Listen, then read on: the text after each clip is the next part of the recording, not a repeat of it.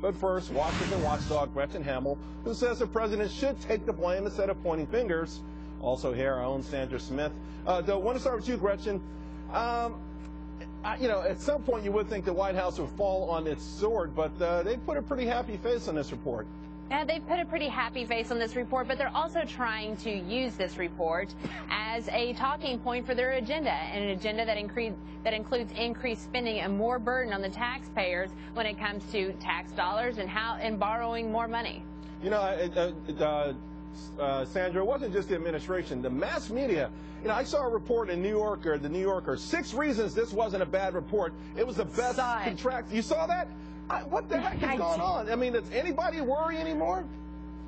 It was unbelievable trying to find a negative headline on this drop in GDP. I mean, Charles, the media is trying to spin this in every which way it can to make this look like this is not a bad thing. What the White House needs to do is take a long, hard look in the mirror and see that its lack of economic growth policies is what is hurting this country right now.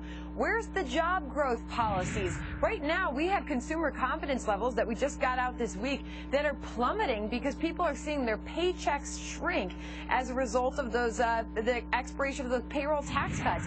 People have less money to spend. They're less optimistic about the future.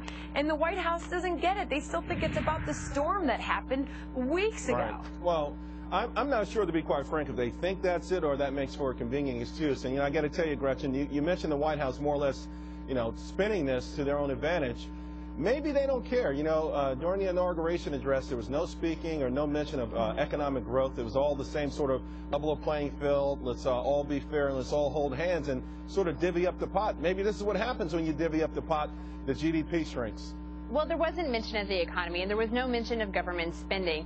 And here we are. We just went through this fiscal cliff crisis. We had a previous conversation on this with the budget, with how we're going to fund their government, with the debt ceiling crisis 2 years ago. We're looking at a long set of crises here with trying to figure out how we're going to fund the government again, beginning at the end of March, a budget, the sequester that's supposed to go into effect, and all the administration can continue to talk about is how can we spend more money. And what we saw in this report was it gave proof that our economy is depending too much on government spending, and that our economy is living on borrowed time and borrowed money. And it feels like we've been drinking coffee in order to stay up all night, and we know that's not sustainable. It is not sustainable for us to continue to borrow at this rate, that we will start to see our economy contract if we don't get things under control. Right. We have to address the fiscal matters, and we have to find a way to cut spending. Otherwise, if we punt it and it's down the road, it's going to be even worse. And Sandra, you started to talk about this, to Gretchen's point.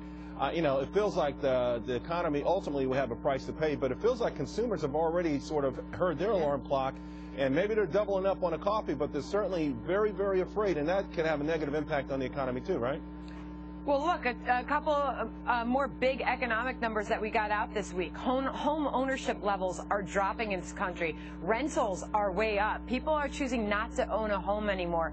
And also we got an oil inventory report that was twice the oil inventories that economies forecast. I mean, people are spending less on gasoline. They're driving around less. People are finding themselves in a completely different situation the first month of the year than they were just several months ago. This is going to be reflected in those GDP numbers. I mean, Charles, people are really pulling back their and they're changing their spending habits, and that's going to have a ripple effect on this economy. And the economic numbers that keep coming out prove that, but the stock market keeps sort of shrugging it off because they know the Fed's going to step in as a backstop, and they're going to try to stimulate the economy as they have been, and that's why the stock market keeps rallying. Sandra, let me ask you, how surprised are you that double-dip recession has re-entered the conversation? Again, I don't know that anyone was thinking this just a few weeks ago. Well, I would say there were some of us who were thinking of it. I mean, the fiscal cliff, the CBO warned of it in its report. It said that this was probably going to happen, that we were going to probably see an onset of a recession. It is something that many economists have been warning about for years, basically saying that if we did not get this under control when it comes to our government spending and the drag that it's having on the economy, that we are going to see these ramifications. And here we are. Taxes have gone up. That's a ramification for individuals and for taxpayers. But then we also have the ramifications in our economy, and that's what we're seeing starting to take place. Sandra, real quick, we don't have a lot of time left, but Do you think the market can stay sort of disconnected from the economy much longer? Only for the short term. We've got another jobs number coming out. We're still at near 8% unemployment in this country, with millions still out of work, can't find work, have pulled themselves out of the workforce. And without people back to work, Charles, they're not buying homes, they're not buying cars.